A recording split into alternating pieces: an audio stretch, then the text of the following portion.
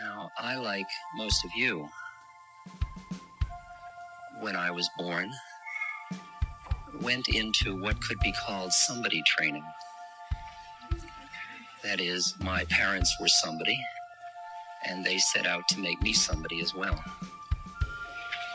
And it's called the development of ego structure. And I developed a somebodyness. I knew who I was, or who I thought I was. I developed a set of models, thought forms that defined who I thought I was and who I thought everybody else was and how I thought it all was. And I worked very hard at that. And I became so much somebody that everybody came up to me and said, "You're really somebody." Now, the predicament with somebodyness was that it had been developed from outside in. I was trained to think of myself a certain way through my parents, my education, my culture, and to get reassurance from the minds of other human beings that I was doing it right. The problem was that inside, it didn't feel good. It was as if I was wearing a piece of clothing that didn't fit right, and that I was trying to make myself make it fit. So I would scrunch my body so that it would fit perfectly, so that I could be the somebody everybody wanted me to be. And I would be in pain, and people would come up and say, "What a lovely suit. What beautiful material."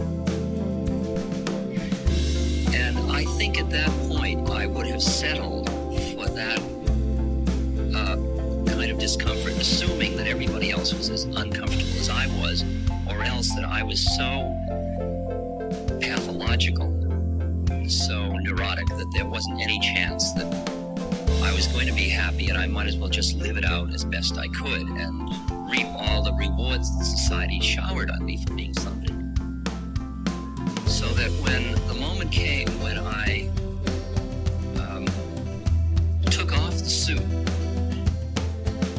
when I, if you will, transcended ego or broke out of myself, which happened, in my case, chemically,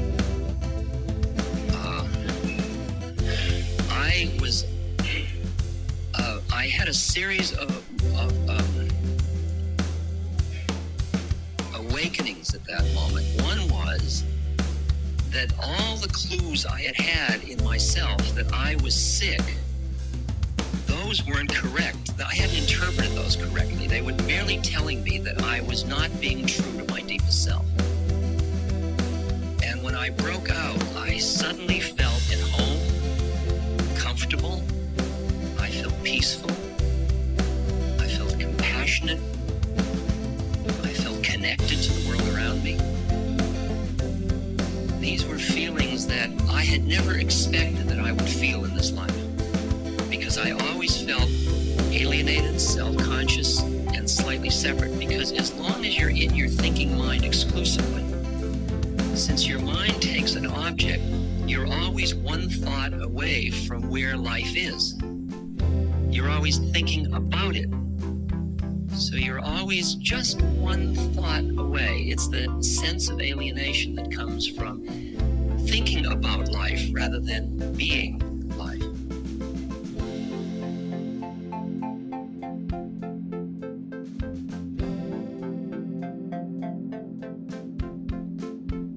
The richness of the moment is the one that lies just behind the two.